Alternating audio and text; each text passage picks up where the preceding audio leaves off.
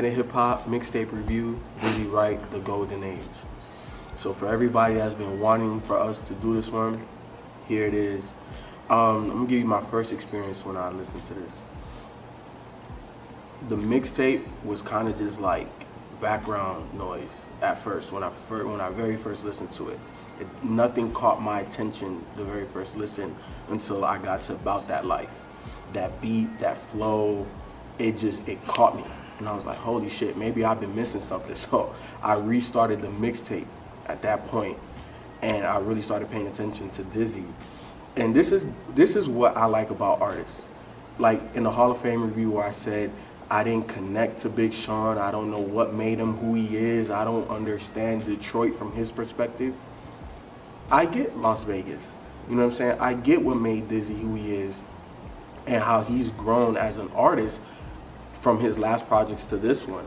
He wanted to become better, and he covered a multitude of topics, and that's what I like. I like artists that aren't just bound by one lane or one topic of conversation. These guys can go and speak on a lot of different things, and at the same time display your artistry, which is rapping, your flows, your subject matter. And I think Dizzy really caught the epitome of the golden age, because I feel, and shout out to Six, the producer, because I felt his range on production on this was pretty tight. Like the flavor, what's the name? It was just called Flavor. Flavor. You know what I'm saying? It brought me back to Biggie and Craig Mack, Flavor in Your Ear. You know what I'm saying? It was kind of play on that. And, you know, I felt like he really had a lot of golden age hip-hop influences in this, and is also modern too. So this golden age of hip-hop that I feel that we're starting to turn back to. So I thought he really did a good job of bringing it all together. It was long as hell, but, you know, I guess he had a lot to get off his chest, and, you know, but I enjoyed it. Did you see more standout tracks on there? Yeah, man. Shit. Yeah, About That Life was a standout track. Maintain with Joey Badass was a standout track. Untouchables with Logic and whatever. Myke. Is that why you asked? Because you knew he was going to say that. Ooh, my baby Logic. Ooh. That's the only time you paid attention, huh? That's when you really perked up. I know that voice. Let me see what else. World Peace, definitely a standout track for me. Can't Stop, Won't Stop. Step Your Game Up with Jeremy Benson and Kato on the track. Shout out. Yo, I think really what I really like about this joint is the production. Top to bottom, Willpower, Six, you know what I'm saying? DJ Hopper, Kato. Everybody brought what they did, you know what I'm saying, to this project. And it was just a great project for me. Great project. I think out of everything that we're going to review today, this is by far my favorite one. Yeah, I agree with Feefo. I think the production, I think he has an accessible sound for the mainstream, I think, which I can probably see him, you know, maybe blowing up or whatever, or being his fan base growing faster, because I think his sound is so accessible with the beats. I think for me, most of my favorite tracks are the ones with features on them. You know, the one with Jeremy Benson, Step Your Game Up. I like Flavor. I like, you know, Untouchable. Untouchable was cool. I even like the last track, New History, where he kind of like talks about him kind of grinding into the hip hop scene and trying to create his buzz up higher. Literally living in Las Vegas, which is really not known for a hip hop scene. So, but overall, yeah, I thought it was cool. I mean, yeah, of course, it was very long, but I'm glad, because this is my first time listening to a full project by Dizzy Wright. So, you know, I heard a couple of songs, I think, from Smoke Conversation. So I was hoping, like, I hope this is not no weed album. I hope he don't make this 22 tracks about weed. But I'm glad he switched up his subject throughout. He had to. With 22 tracks, he had to. You know, him talking, you know, Welcome Home, talking about his dad coming home from prison, and what's that, Perspective, talking about girls being thirsty and dudes being thirsty on Instagram and stuff like that. Yeah, so, you know, it was cool. He kept it interesting for 22 tracks at least. But, you know, me personally, I still thought it was too long, because when I see 22 tracks, I'd be like, okay, it's going to be some fillers. Like BTT, you know, filler. I could have did without that one. So how many fillers did you feel was on this? About 8. Probably about 8 off the top of my head. So you take, 22 subtracted by 8. 14. Yeah.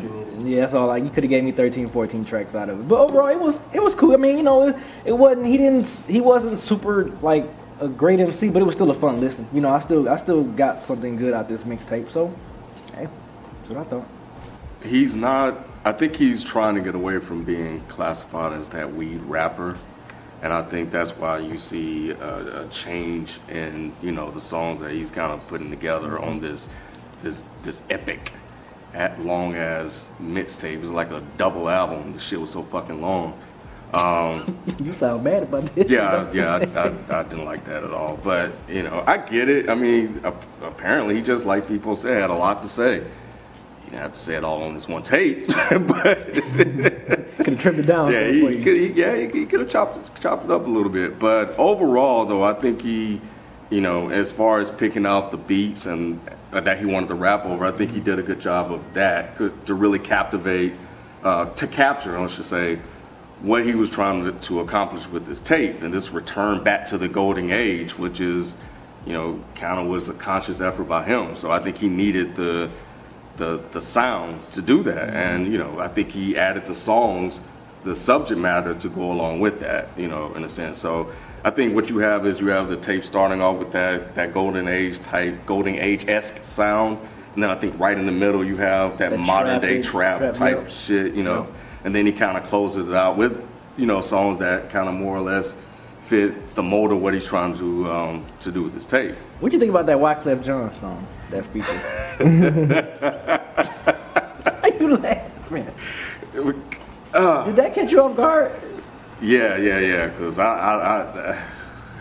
you think he was reaching? Wyclef, yeah, I think that's one of the fillers, right? Because I think he could have took that shit off. Why would he take that off, man? What track with Wyclef? Why would no. Okay, well, no, I get the name. Right. Yeah, I get him leaving the. He left it on there because Wyclef did. That song could have been absolute ass trash. He just left it on the album. Because it's Wyclef. Yeah, no, I get that. But what I'm saying is that it's a filler. It's kind of one of those fillers that, you know, you Wyclef don't beat your ass. Saw that picture of him in his speedo on that bike. On that fuck you up. You ain't ready. All shiny and stuff. Beat your ass with some baby oil. What you gonna do then? It'd be hard for me to capture. Stay still. But yeah, no, I think overall, I think I didn't know what to expect when I listened to it, and you know, I'll be honest, Feefo kept pushing for us to review it, and you know, overall, I think he did a good job, and you know, putting together the project, the 2-hour-long mixtape. I mean, I hate to echo, but that was my main issue with this shit. It was too fucking long. Nobody wants to do anything for that long, except sleep. Like this shit, it doesn't matter how good an album is. If it gets to be 98 minutes. You should be like, that's an issue. Like an hour max for any rapper. I don't care if you're LP, I don't care if you're Brother Ali, I don't care if you're Slug. I'm not sitting with you for an hour and a half. The way I disagree with you guys is that he had too much to say, because a lot of the songs he was talking about the same shit.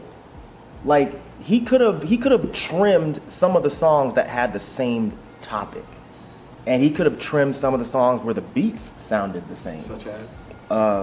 Well, let me go to this long list, and I didn't actually take notes on this album, so I may have to get back to you on the ones that I think could have been trimmed. But I can tell you songs I didn't like. It's okay, man. That's weird. Okay, Fashion I didn't care for. Progression I didn't care for, and actually the song right after it, Perspective, I didn't care for. BTT I didn't care for. World Peace I didn't care for. Now.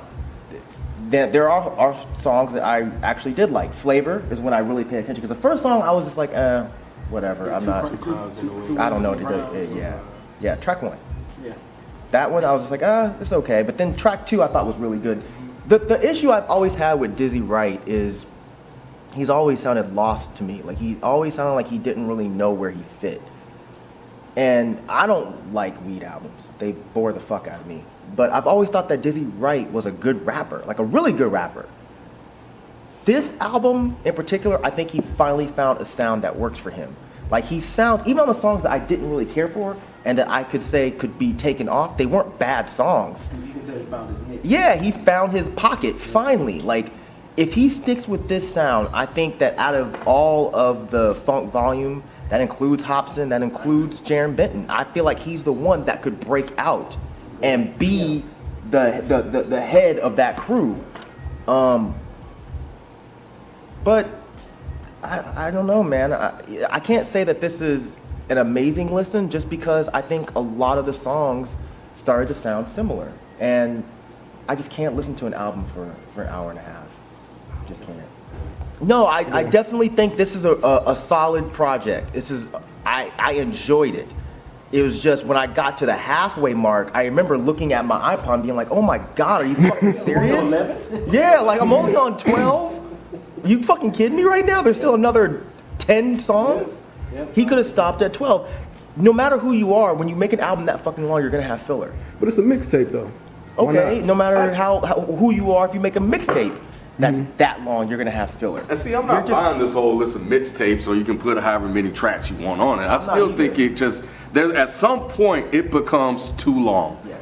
Period. Even for a mixtape. Yes. Even for a fan of Dizzy Wright, I think this might be too much for them. Because it's an hour and a half, dog. Like, it's an hour and a half. But you know, one song I really did like was Maintain. It just... Yeah, with Joey. Yeah, because if you listen to it, the flow he had, it reminded me of M's If I Had $1 Million, that track. It almost sounds like a remix or something, but I thought his flow on that track was really good. There was a nice variety on here, but it wasn't enough to make it passable for this long. Cut half of this shit, I would have gave this a fucking 2 thumbs up. But you know what, Rob? To answer your question, I give it a pass because it is a mixtape, and for me, it was definitely it was good enough for me to pass it. I just want to say shout out to all of the producers on it. I definitely think everybody that contributed to this project definitely did their thing. Shout out to Dizzy, you know, for progressing as an artist. You know, not just staying in one lane, busting out of that, and you know, making yourself better. I always appreciate that, and for really making a really dope project, man. I really fuck with it. Definitely bumps in the whip, definitely. I ain't got nothing else to say. But yeah, I mean, you know, I liked it. It's a solid project. You know, of course, just like everybody else, it's just, you know, a little too long for my personal preference. But overall, you know, he has some gems on there, and he has some songs where I was like, it could be thrown away. So chop it down to about 13, 14 tracks. I'd be happy. But overall, it was a solid project, man. I can see him, you know, like Myke said, being the forefront artist of funk volume and getting into that mainstream because he has that accessible sound. I just think he can flow good on that mainstream sound, so I like it too. Dizzy sounds more confident and more comfortable than on this than he was on Smoked Out Conversation. I think with Smoked Out Conversation, he was kind of just making songs, being that wee rapper. I think with this one, you know, you can definitely tell there's some growth and some maturity in what he's done since that time. So, and I think this is, like Myke and B both said, I think this is kind of where he fits and where he feels comfortable fitting.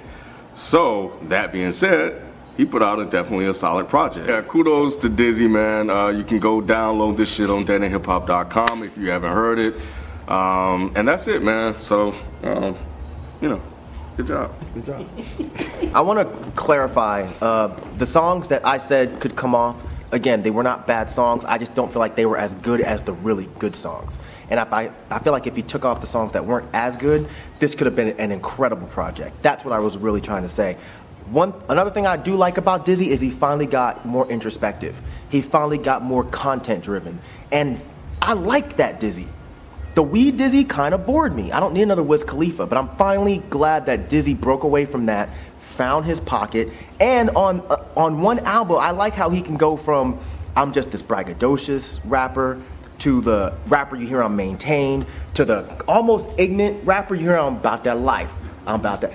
I like how Dizzy can do that, and he doesn't sound insincere. He sounds like, this is just me. Like, I can cover all of these aspects and do it well. Do it better than a lot of other rappers. So I give kudos to Dizzy. I definitely agree with Ralph. I give kudos to the production. I think it could have been a little more varied, but that's neither here nor there. But yeah, this is a good project, And I think Dizzy's gonna break out. I really do. No, this is no shot against Hobson or anybody else, because I love those dudes too, but I feel like this is gonna be Dizzy's year. I feel like Dizzy's gonna break out. If he keeps playing his cards like he played this mixtape with shortening it a little bit. Him being part of the freshman, classes. Yeah, yeah. He can kind of. He's gonna break out. I really feel like Dizzy's gonna break out. And after seeing him live, I feel like he has that energy on stage too. Like you see him, he's like kind of this goofy guy with the silly hair, and he's just always laughing and making jokes. When he's on that stage, man, the fans love him. So go ahead, Dizzy, man, do your thing, man. One other thing too, Mike. He's partnering and making music with the right people that complement him. He is. Because a lot of times I feel like artists they get these people just because they're a big name or they can help me out, but he's partnering with people that I could fuck with you lyrically. Yeah. Then I could come over here and do some ignorant shit like. So I think that he has the right people around him. I agree with you 100%, because you know what, he could have gone to an MMG, and I feel like they would have steered his sound the wrong way. Like his sound is what MMG should be. Like he's got that good, almost club sound, where I feel like they're still struggling to find that. And I don't see how Dizzy found that in one mixtape, and you got like 8 motherfuckers in MMG, and they're still trying to find this sound. So yeah, I agree with you 100%. He's got the right people around him. He just doesn't have that cat that's like, too many tracks. Right. You know, but other than that, that's it. Good job, man. Good job, Dizzy.